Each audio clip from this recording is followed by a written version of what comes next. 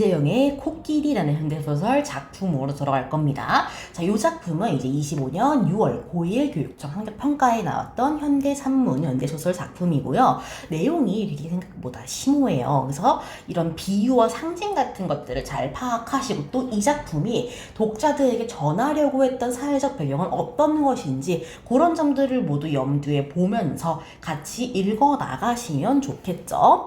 자, 그래서 이 작품은 먼저 이야기를 하자면은 이제 이주노동자에 대한 이야기예요. 이주노동자들이 어떤 삶을 살고 있는가를 어린아이 서술자 시선으로 굉장히 명확하게 보여주고 있습니다. 그래서 그 이주노동자들의 삶에 대해서 삶의 그런 비극성을 더욱 강하게 보여주는 역할을 하죠. 왜냐면 어린아이는 굉장히 순진한 시선을 가지고 있잖아. 그래서 가감없이 어린아이의 그런 천진한 시선으로, 순수한 시선으로 그들의 삶을 보여줌으로써 어떤 그런 그들의 삶, 이주노동자들의 삶의 비극성을 강화하고 또 부당함을 효과적으로 고발하고 있다라고 보시면 될 것 같습니다. 자, 그래서 또 이 작품은 어린아이 서술자가 쓰였는데 이 어린아이는 결국 이주노동자들의 2세예요. 그러니까 이주노동자들의 자식이라고 봐야 하는 겁니다. 그래서 이주노동자 2세가 이 땅에서 어떤 시련과 고난을 겪는지, 그래서 이주노동자들의 문제, 1세대 이주노동자들의 문제가 그들의 2세 자식들에게까지 어떤 식으로 연결이 되는지 그런 것들을 전부 다루고 있는 작품이다라고 보시면 됩니다. 그래서 이런 이주노동자들의 작품을 다루고 있는 하종호의 원어 또는 하종호의 동승이라는 시도 같이 봐두시면 좋겠죠. 자, 그리고 굳이 더 보자면은 이강백의 북어대가리 이런 작품도 같이 볼 수도 있을 것 같습니다. 자, 그래서 이 작품의 제목은 코끼리죠. 왜 코끼리가 제목인지 우리가 읽으면서 한번 파악을 해볼 거고요. 이 작품에 담긴 의미, 이 제목에 담긴 의미를 중간에 한번 저랑 다 꼭 짚어볼 테니까 끝까지 잘 봐두시는 게 좋을 것 같습니다. 그래서 이 작품의 제목이 왜 코끼리인지 그 비유와 상징이 주제와 어떤 연관성을 가지는지가 상당히 중요하게 적용을 할 겁니다. 자, 작품으로 한번 들어가 볼게요. 자, 첫 줄입니다. 아버지와 나는 10여 년 전까지 돼지축사로 쓰였다는, 자, 아버지와 나입니다. 나라는 1인칭이 나왔기 때문에 이 작품은 1인칭 서술자로 들어갈 거다라는 걸 알 수 있겠죠. 그러니까 1인칭 서술자가 자신의 얘기를 하게 되면은 1인칭 주인공, 그리고 다른 주인공의 이야기를 전달하게 되면은 1인칭 관찰자가 되겠죠. 자, 그래서 1인칭이라는 거는 작품 속의 인물, 작중 인물, 작품 안의 서술자 이런 말로 모두 치환될 수 있다라는 점을 염두에 두고 들어갈 겁니다. 그래서 미리 얘기하자면 이 작품은 작품 속에 등장하는 인물이 서술자가 되어 자신의 이야기를 전달하고 있을 겁니다. 자, 그래서 아버지와 나는 10여 년 전까지 돼지 축사로 쓰였다는 낡은 베니어판 문 5개가 나란히 붙어있는 건물에서 살고 있대. 자, 그러면 아버지와 내가 살고 있는 곳은 어떤 곳이야? 돼지 축사로 짐승들, 가축들이 살았던 곳이야. 그쵸? 거기에서 베니어판 문 5개가 나란히 붙어있다. 즉 1호실부터 5호실로 이 베니어판 문으로 방이 나누어져 있는, 한때는 가축들이 살았던 건물에 살고 있다라는 겁니다. 굉장히 열악하다라는 걸 벌써부터 알 수 있죠. 자, 그 다음 쪽마루도 없는 데다가 처마마저 참새 꼬리처럼 짧아 아침이면 이슬에 젖은 신발을 신고 학교에 가야 한다. 그러니까 처마가 짧으니까 그 앞에 가려질 수 있는 부분이 없는 거야. 그쵸? 자, 그래서 어때? 이런 것들을 통해서 이 건물의 열악함을 다시 한번 보여주고 있는 거야. 그래서 지금 아버지와 나는 이런 열악한 집에서 살고 있다. 그리고 여기에 살고 있는 또 우리 가족을 제외한 4명의 네 팀의 가족도 어때? 마찬가지로 열악하게 살고 있다라는 겁니다. 자, 며칠 전 과거 이야기입니다. 주인 아주머니는 누런 갱지에 빈방이 쓰임이라고 썼대. 그러니까 뭐야? 거주자가 떠난 상황이야. 그 사무실 문짝에 붙였대. 즉 사무실에 거주자가 떠난 상황, 이주를 한 상황, 이사를 간 상황이네요. 그 방 앞을 지나던 나는 열린 문틈으로 안을 들여다봤대요. 벽에는 얼룩과 곰팡이와 낙서가 가득했고 들뜬 황갈색의 비닐 장판 위로는 뽀얀 먼지가 살얼음처럼 깔려 있었다.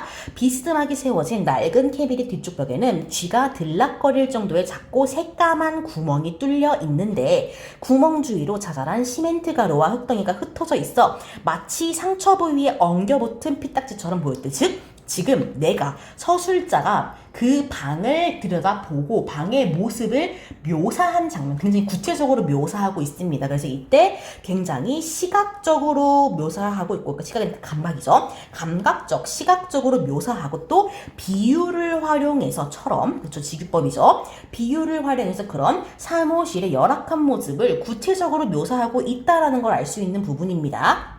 서술 방식이죠. 총알에 맞아 쿨럭쿨럭 피를 쏟아내는 심장을 본 것 같은 섬뜩함, 비유죠. 마찬가지로 비유를 통해서 감정을 직접적으로 제시하고 있는 겁니다. 그렇죠? 섬뜩함은 직접 제시고 요거는 이제 직유니까 간접이죠. 가슴을 오그라들 때가 나는 이 방을 보고 섬뜩하다는 기분을 느꼈다라는 겁니다. 왜? 그 사연이 이제 나올 겁니다. 그 방에 살던 파키스탄 청년 알리, 즉 알리는 누구야? 사무실에 살던 파키스탄 출신의 청년입니다. 도둑질을 하고 마을을 떠났대. 얘가 떠난 맥락이 지금 되게 요약적으로 나와 있죠. 자, 강풍이 불던 날 밤에 어둠과 소란을 튼타 한방을 쓰던 비제 아저씨, 즉 사무실에는 알리와 비제 아저씨가 살고 있었네. 돈을 훔쳐 달아났다. 그 사연이 구체적으로 다시 한번 제시되고 있는 겁니다. 어떤 도둑질인지. 자, 비제 아저씨는 송금 비용을 아끼려고 벽에 구멍을 파고 돈을 숨겨놨대. 왜? 비제 아저씨는 송금 수수료를 내지 못할 정도로 경제적으로 어려웠던 거야. 그래서 그 구멍을 파고 돈을 숨겨놨고, 그 구멍은 어떤 구멍? 여기 쥐가 들락거릴 정도의 작고 새까만 구멍이에요. 자, 그날 밤 알리가 돈을 꺼낼 때, 즉 알리는 뭐야? 비제 아저씨가 벽에 구멍을 파서 숨겨놨던 돈을 훔친 거야. 그쵸?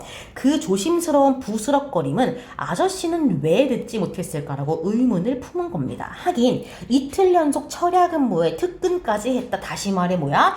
비제 아저씨는 피곤할 수밖에 없었던 상황, 즉 이주 노동자의 고단한 삶을 보여주고 있는 겁니다. 그러니 못 들었을 거라는 거야. 자느라고. 게다가 그날따라 이호실에 사는 방글라데시 아주머니, 지금 이호실에 살고 있는 사람의 사연도 나오죠. 갓난아기는 밤새 잠을 자지 않고 보채때 굉장히 소란스러웠던 겁니다. 그리고 저녁 내내 텔레비전 앞에 시끄럽게 떠들던 1호실 미얀마 아저씨들은 나중에 취한 목소리로 노래까지 불렀대. 그러니까 계속 소란스러운 상황이 1호실과 2호실에 계속 드러났던 겁니다. 자, 그리고 밤에 일하는 5호실의 러시아 아가씨 마리나는 아예 집에도 안 왔대. 그러니까 1호실, 2호실은 어때? 이미 자기 방이 소란스러웠기 때문에 그런 수상한 소리를 듣지 못했을 거고, 비제 아저씨 본인도 어때? 피곤했을 테니까 그 소리를 못 들은 겁니다. 그리고 4호실에서는 아버지와 내가 어때? 불을 끄고 누워있을 때, 즉 4호실에 있는 우리만이 그 소란을 들을 수 있는 조용한 상황이었던 거야. 그렇지만 우리들 역시 어때? 머릿속으로, 즉 내적으로 혼란스러웠어. 다른 말로 하면 뭐야? 집 나간 어머니. 혼란스러운 생각은 집 나간 어머니에 대한 생각이거든. 그래서 누군가 돈을 훔치느라 바스락거리는 소리를 들을 수 없었대. 즉 그러니까 뭐야? 당시에 외적으로든 내적으로든 소란스러웠던 곽호실벨의 상황을 나열하고 있는 거죠. 그걸 요약적으로 제시하고 있다는 걸 알 수 있습니다. 그래서 이 장면에서는 각 호실에 이주 노동자들이 누가 있는지를 밝히는 동시에 또 그 사람들이 어떤 식으로 소란스럽게 그날 밤을 보냈는지를 요약적으로 열거하고 있죠. 그리고 그와 동시에 뭐 우리 가족 4호실에 사는 나와 아버지의 사연까지 간단하게 보여주고 있다. 즉 어머니가 도망간 아버지와 나의 사연을 보여주고 있는 거죠. 자, 그 다음으로 계속 갑니다. 사실 알리는 비제 아저씨 아들의 생명을 훔쳐 도망간 거나 다름이 없대요. 왜냐? 아저씨는 비제 아저씨 아들이죠. 여기 막내 아들의 심장 수술 비용을 마련하려고 왔대. 그러니까 비제 아저씨가 구멍 속에 숨겨놨던 돈은 어떤 돈? 아저씨 막내 아들의 심장 수술 비용이었던 겁니다. 그래서 그걸 가지고 도망갔다는 건 아저씨 아들의 생명을 훔쳐 도망갔다라는 겁니다. 죽게 놔뒀다는 거죠. 이 마을에선 불행이 너무 흔해서 바래차를 지니까 굉장히 이주 노동자들이 부각자의 불행한 삶을 가지고 굉장히 불행하게 살고 있었다라는 겁니다. 그게 그들의 현실인 거죠. 그래서 웬만한 일은 누구도 신경 안 쓰는데, 즉 각자의 삶이 너무 불행하니 서로의 불행에 무감한 상황인 겁니다. 하지만 비제 아저씨가 그날 새벽에 내지른 절망과 분노에 찬 비명소리는 한동안 잊히지 않을 거래. 즉 뭐예요? 이 불행이 가득한 날 서로 무감한 상황이셔도 비제 아저씨가 아들을 살리지 못하게 된 그 상황에 대한 분노와 절망은 모두 어때? 굉장히 무감한 상황에서도 그 분노와 절망을 같이 느낄 수 있을 정도로 굉장히 심각한 일이었다, 굉장히 불행한 일이었다라는 걸 강조하고 있는 거죠. 자, 중략입니다. 중략이 있었다라는 건 앞뒤로 다른 내용이다라는 거. 왜냐면 비슷한 내용이라면은 다 잘라냈을 거니까요. 자, 그래서 아예 다른 내용으로 들어갈 겁니다. 자, 안녕. 창문에 매달린 코끼리는 여전히 말이 없대. 갑자기 우리 각호실에 살고 있는 사람들의 사연 얘기에다가 코끼리 얘기로 넘어갑니다. 즉 제목과 직접적인 연관이 있는 내용으로 들어갈 거다라는 겁니다. 그래서 중략 이전까지는 지금 이 작품은 보시면 앞부분에 줄거리가 없어요. 그렇다는 건 내가 이 작품을 바로 들어가면서 인물 간의 관계라든가 인물의 상황 이런 것들을 전부 파악하면서 들어가야 한다는 겁니다. 그걸 하지 않으면 내가 뒷부분을 읽어낼 수가 없다는 거야. 그래서 중략 이전에는 이 작품에 등장할 또 이 작품의 배경에 해당하는 이주노동자들 각각의 삶이나 사연을 이야기하고 있는 거죠. 그래서 간단한 서론에 해당한다고 보시면 돼요. 그리고 중략 이후는 그러한 정보들을 기반으로 해서 본격적인 이야기, 제목과 관련된 이야기가 전개될 거라는 걸 알 수 있습니다. 자, 창문에 매달린 코끼리는 여전히 말이 없대. 제목과 관련이 있겠죠? 자, 무심한 눈길로 먼 곳을 쳐다볼 뿐 7개의 코를 가진, 근데 실제로 코끼리가 코가 7개 아니잖아. 그치? 굉장히 신묘한, 신비한 또는 기묘한 모습을 보이고 있는 겁니다. 퍼체우라의 은사로 화려하게 수놓인, 퍼체우라가 뭐야 얘들아?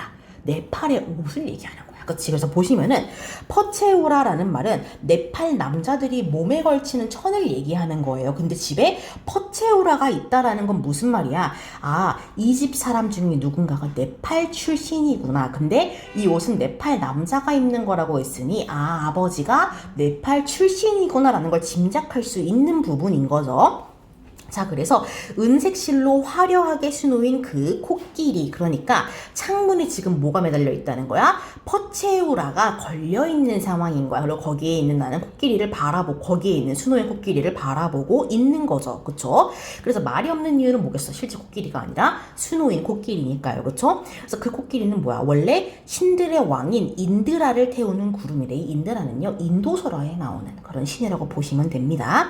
자, 구름이었다고 한다. 즉 뭐예요? 내가 이 코끼리에 대한 설화를 누구한테 들었겠어? 아버지한테 들었겠죠. 왜냐? 아버지가 네팔 출신이니까. 자, 그래서요, 창문에 퍼체우라를 달다가 아, 그래서 뭐야? 창문에 코끼리가 매달렸구나. 왜? 창문에 퍼체우라를 달았으니 거기 그려져 있는 코끼리는 당연히 어때? 창문에 매달려 있겠죠. 자, 그 이야기를 들은 나는 흥분해서 아버지를 재촉했대. 즉, 내가 지금 뭐야? 아버지에게 코끼리와 관련된 이야기를 들었던 기억을 떠올리고 있는 거죠. 그리고 이 작품은 계속해서 지금 과거와 현재가 교차되는 서술을 보여주고 있는 겁니다. 자, 어느 날 창조주 브라마가, 이것도 인도 설화에 나오는 창조의 신입니다.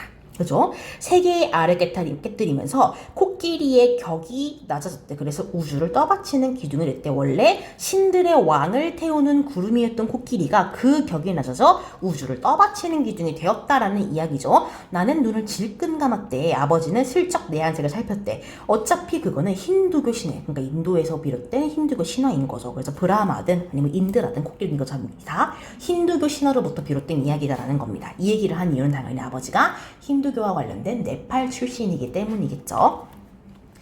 자, 신이 깨뜨린 알이라는 건 없어. 신화는 신화일 뿐 이건 현실이 아니다라고 얘기하는 거죠. 순간 못대가리에서 미끄러져 엇나간 망치가 아버지의 손톱을 찧었대. 손톱 끝에 침을 바르고 통증을 참던 아버지는 떨어진 못을 찾으려 두 손을 뻗어 바닥을 더듬었대요.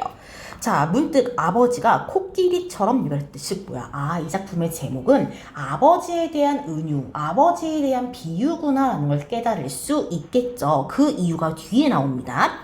구름보다 높은 히말라야에서 태어나, 이게 아버지 출신이죠. 네팔의 히말라야.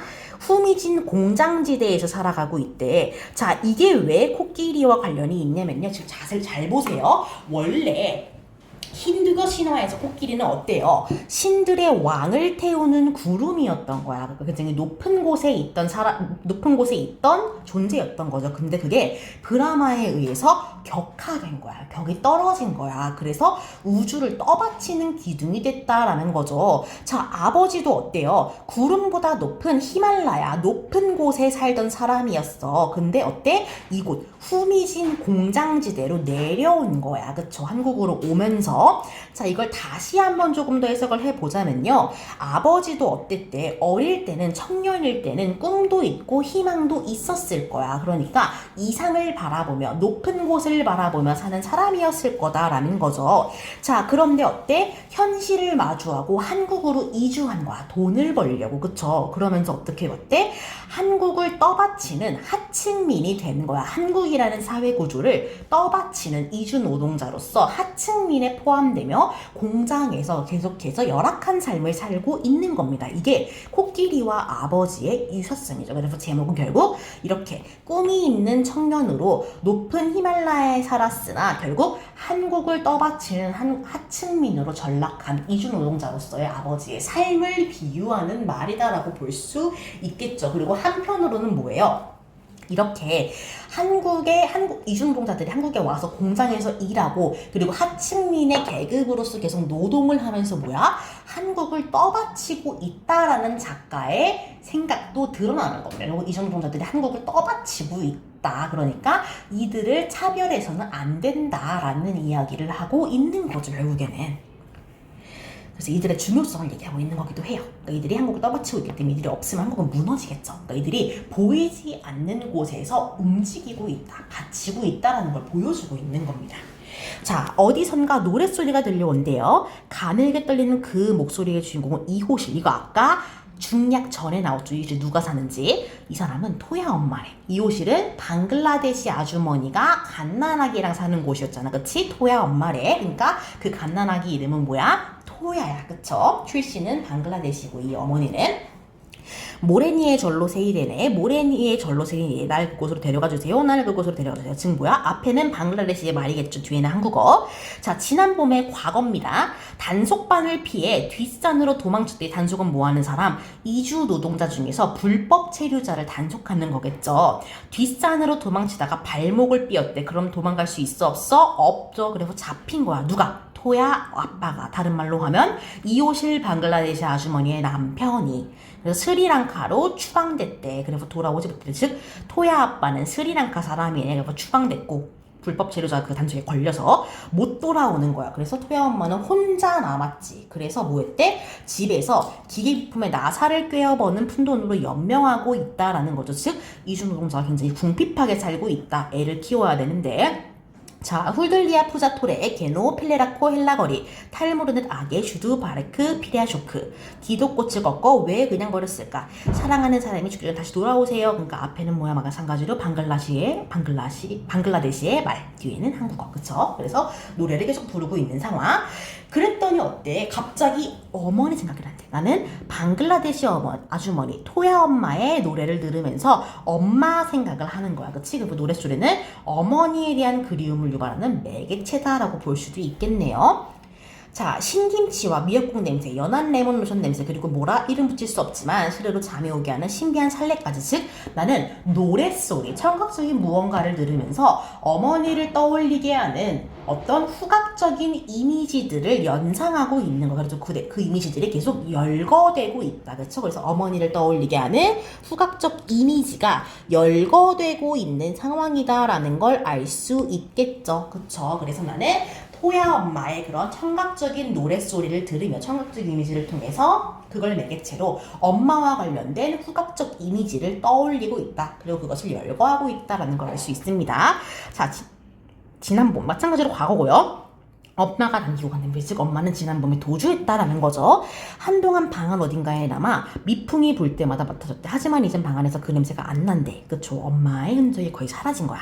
퀴퀴한 호라비 냄새와 지독한 곰팡내가 진동할 뿐 엄마의 흔적은 없죠. 자, 환기를 시키려고 퍼체우라를 젖힌대. 왜? 얘가 창문을 가리는 커튼 역할을 하니까. 자, 노란 햇빛이 반대편 벽에 있는 히말라야 달력 사진에 내려앉아 너울랜데 투명하고 생생한 햇빛, 푸른 티크나무 숲, 눈앞엔 안나푸르나, 잔잔하게 물결치는 폐화호, 그리고 사탕수수를 빨아먹으며 환하게 웃는 아이들. 이게 바로 뭐야? 달력에 보이는 히말라야의 풍경이죠. 그게 열거되고 있는 겁니다. 아버지는 히말라야 똑같은 달력을 사온대. 무슨 달력? 히말라야와 관련된 달력, 즉 자신의 고향과 관련된 달력인 거죠. 아버지가 그 사진, 즉 히말라야의 사진을 보면서 기쁨을 얻는데, 즉 아버지는 뭐야? 그 고향에 대한 그리움을 그 달력 사진을 보면서 해소하고 있는 겁니다. 즉 달력을 보면서 아버지는 고향을 그리워하고 있다는 걸 알 수 있겠네요. 그러면서 아버지는 나도 그렇게 되기를 바라는 걸까? 하지만 내 눈에는 오후빛을 받은 히말라야가 금으로 씌운 어금니처럼 보인대요. 햇빛에 녹아내리기 직전에 돌아온 바닐라 아이스크림이거나, 즉 아버지는 그 사진을 보며 히말라야에 대해 그리움을 느끼고 좋게 보고 있는 거야. 그렇지만 난 어때? 하지만 역접으로 들어가죠. 나는 그렇게 느끼지 않는다는 거야. 나에게 히말라야는 그리운 존재 아니면 뭐 익숙한 존재, 그런 게 전혀 아니야. 나에겐 그냥 금으로 씌운 어금니, 녹아내리기 직전에 바닐라 아이스크림. 어때요? 굉장히 이질적이고 낯선 느낌이야. 그쵸? 그래서 나는 불편하게 느껴. 아버지의 고향, 즉 네팔의 히말라야가 이질적이고 불편하다라는 거를 비유적으로 표현하고 있는 겁니다. 왜냐? 나는 네팔에 가본 적이 없잖아. 난 네팔 출신이 아니잖아요. 그치? 아버지의 고향이라는 것만 알 뿐 그 출신이 아니기 때문에 그렇습니다. 그래서 난 어쨌든 뭐야, 한국인인 거야. 그치? 달력에선 여전히 검고 굵은 동그라미가 소용치고 있고 마음이 편치 않대. 불편하대. 즉 나는 달력을 보면 불편하다는 거죠. 요즘에는 이상하게도 입에서 아무 말이나 나온대요. 학교에서 내내 긴장하다가 집에 돌아오면 뭐든 귀찮고 화가 난대. 왜 긴장하겠어? 뒤에 나옵니다.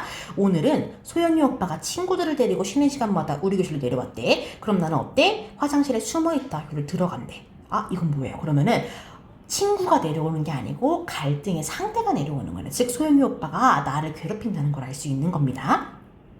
자, 겁이 나서가 아니래. 1대1이라면 자신 있대. 즉 1대1로 붙으면은 당연히 이길 수 있다는 거야. 하지만 한꺼번에, 즉 친구들을 내려와서 한꺼번에 덤벼들어 나를 짓밟는다면은 나를 보는 모든 사람이 그 내가 짓밟힌 장면을 떠올릴 거기 때문에 나는 그게 정말 견디기 힘들 거래. 즉 남들 앞에서 부끄러운 모습을 보이고 싶지 않은 겁니다. 자, 아기 손바닥처럼 만큼 작아진 빛은 퍼체오라가 흔들릴 때마다 놀란 불을 떤대요. 갑자기 잠이 몰려온대요. 아버지처럼 고향 가는 꿈이라도 꿀 수 있으면 좋겠대. 나는 못 꿔. 왜? 내 고향은 한국이잖아. 아버지는 그리움의 대상, 그러니까 언제든지 마음의 위로를 받을 수 있는 고향이 있는 사람이야. 그래서 잠잘 때 고향의 꿈을 꾸면서 현실에 대한 위로를 받는 거라고 보시면 돼요. 근데 나는 어때? 그런 꿈을 못 꾸죠. 왜? 내 현실은, 내 고향은 이곳이니까요. 그쵸? 밤마다 아버지는 낡은 춘바를 입고 고향마을로 찾아가는 꿈을 꾼다. 노란 유채꽃 언덕 넘어 보이는 눈부신 설산과 낯익은 황토집, 정다운 마을 사람들이 있는 곳으로. 꿈에서 아버지는 가녀린 퉁개꽃과 붉은 비적꽃이 흐드러진 고향집 마을로 들어서서는 가족과 친지에 둘러싸여 달과 밭에 더르가리, 물소고기에 토마토 양념을 발라 구운 채라를 실컷 먹는데, 즉 아버지의 고향의 모습을 쭉 열거하고 있습니다. 그렇죠? 뭐 시각적인 묘사로 당연히 드러날 거고요. 그렇죠? 그래서 아버지에게 어떤 위로를 주는 고향의 모습, 또 그리움을 부여하는 그 고향의 모습이 열거되고 있는 겁니다. 자, 하지만 다음날 공항에서 비행기에 오르려고요. 지금 뭐야? 고향에서 한국으로 오는 비행기야. 그러면 누군가 아버지 앞을 가로막으며 거칠게 끌어낸대. 그러니까 아버지가 한국행 비행기에 올라. 그러면 어때? 누군가 아버지가 한국으로 가지 못하게 막는데. 그럼 아버지는 뭐라 그래? 난 한국으로 돌아가야 돼. 거기 내 가족이 있어. 제발 보내줘. 일자리도 이웃도 내 청춘도 거기에 두고 왔단 말이야. 제발. 그러면 돌아가기를 바라는 거야. 잠꼬대 끝에 몸을 벌떡 일으키는 아버지는 매번 황급히 사랑을 둘러보고 이곳이 한국이라는 걸 눈치채. 그러곤 땀으로 흥건해진 속을 벗으며 안도의 숨을 내쉰대. 내가 한국에 있다는 것에 안도하는 거죠. 그러니까 아버지는 어때요? 고향을 그리워하고 있는 건 맞아. 그래서 꿈에서 고향을 가면서 안식을 얻는 것도, 위로를 얻는 것도 맞아요. 그렇지만 어때? 한국에 머무르고 싶어요. 왜? 내 일자리, 내 이웃, 내 청춘, 내 가족, 즉 내가 소중하게 여기는 것들, 그리고 내가 소중하게 여기면서 희생한 것들, 그런 것들이 전부 다 한국에 있다고 생각하는 겁니다. 그래서 여전히 고향을 그리워하지만 한국에 남아있고 싶어하는 모습을 보이는 거죠. 그렇지만 아빠는 나보다 나을 거래요. 왜냐? 나는 어떤 사람이야? 이주노동자 2세야. 한국에서 태어났어요. 그쵸? 태어난 곳은 있어요. 그렇지만 고향은 없어요. 국적이 없다는 거야. 왜? 뒤에 나옵니다. 그 이유가.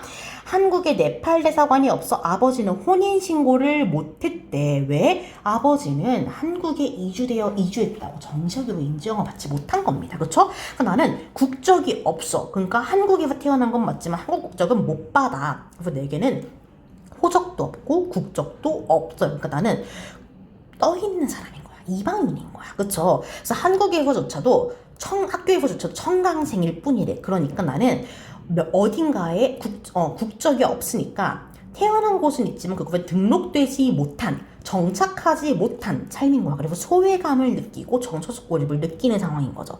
살아있지만 태어난 적이 없다고 되어 있는 아이인 거야. 그래서 이주노동자 2세들의 그런 현실, 그러니까 이주노동자들이 한국에 오면서 정착하지 못하고, 그러니까 한국에 이주하여 산다는 그런 인증을 받지 못한 것들이 이주노동자 2세에게 어떤 영향을 미치는지가 드러나 있는 겁니다. 일종의 고발인 거죠, 이것도. 그쵸? 그래서 이주노동자들의 그런 이주 현실, 또 그리고 그들이 이 한국에서 살고 있다는 것을 인정받지 못했을 때, 그러니까 체류가 불법이 되었을 때, 일정 기간이 지나서, 그래서 아까 토야 아빠처럼 그렇게 추방되거나 아니면은 나의 아빠처럼 대사관이 없어서 호적 인정받지 못했기 때문에 여기에 거주를 인정받지 못했기 때문에, 귀가하지 못했기 때문에 그 자식들이 여기에 뿌리 내리고 살지 못하는 현실, 그런 것들을 고발하고 있는 거다라고 보시면 될 것 같습니다.